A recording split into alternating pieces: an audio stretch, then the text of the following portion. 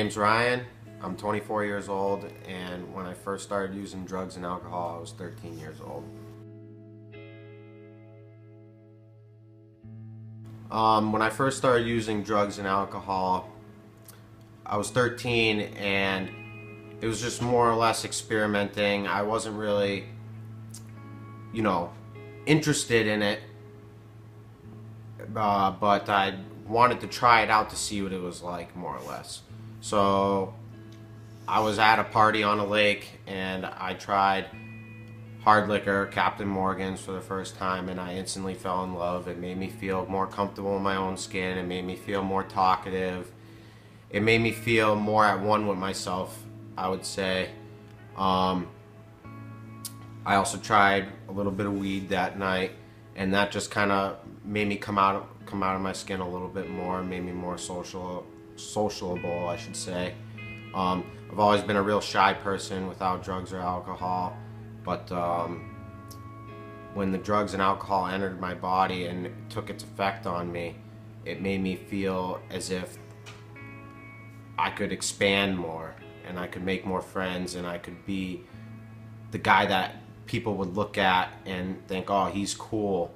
But that's pretty much it. I mean, yeah. So I used drugs and alcohol for quite a few years, from about the age 13 to 19, and mainly in between those years it was just booze and weed, and it stayed pretty moderate for that period of time.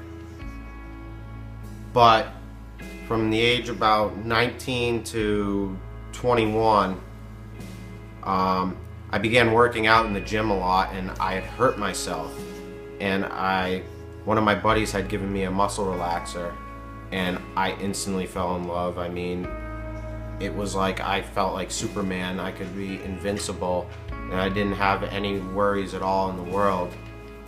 But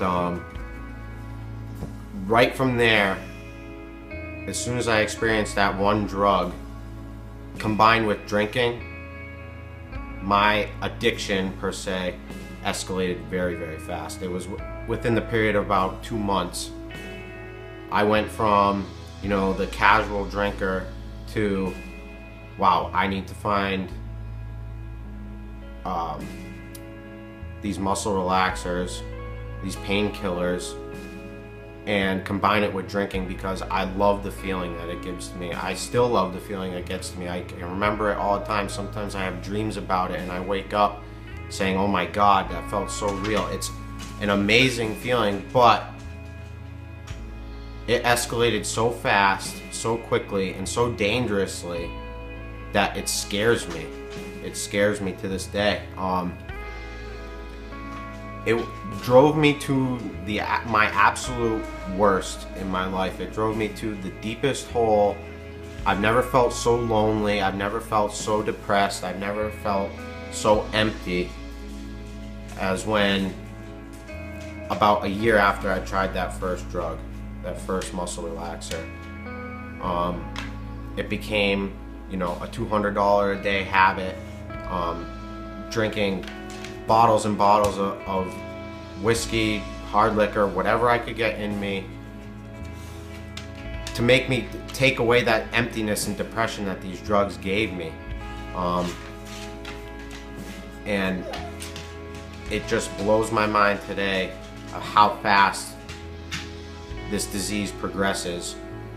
When you have that gene in you that makes your brain click, when you get that drug or take that first sip of alcohol, it just progressed so fast and took control of my life. It took control of my family. It took control of all my actions, and it just had complete power over me.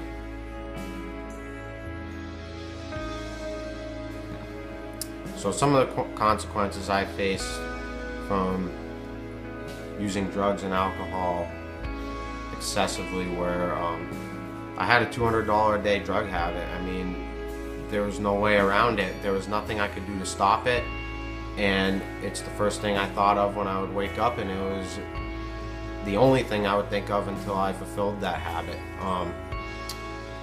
I got into totaled a lot of vehicles. I crashed my brand new truck into a huge house, went right through their fence in their house and totaled it, blew it up. Yeah, that was pretty scary. Almost died a couple of times.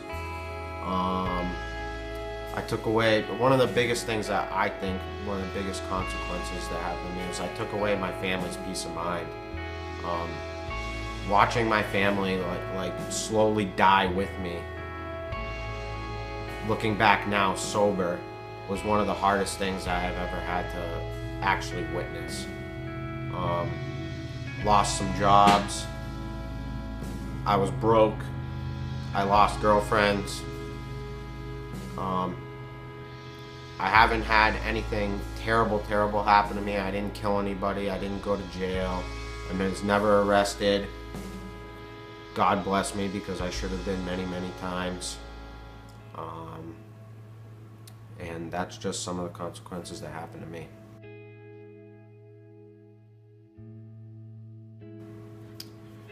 Some advice I would give to some kids who are just trying drugs or alcohol would be to listen to the little voice inside your head and your heart and your gut. I mean, at least from my experience being, I always knew when I was doing something wrong. I always knew that I was not going to make a right decision by snorting a pill or drinking bottles and bottles of booze every night.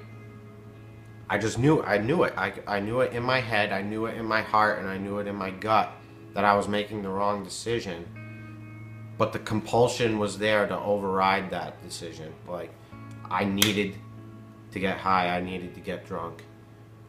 But my advice to you would be to listen to your heart, listen to your gut, listen to your head, and do the next right thing. That's all it is. Trust me when I tell you, you don't want to let your family down, you don't want to let yourself down. There's a lot of people that care about you, that love you, and all it takes is for one little slip up, and you could be driving and wreck your car and you could die, or you could become paralyzed, or you could kill somebody, and then the rest of your life is ruined.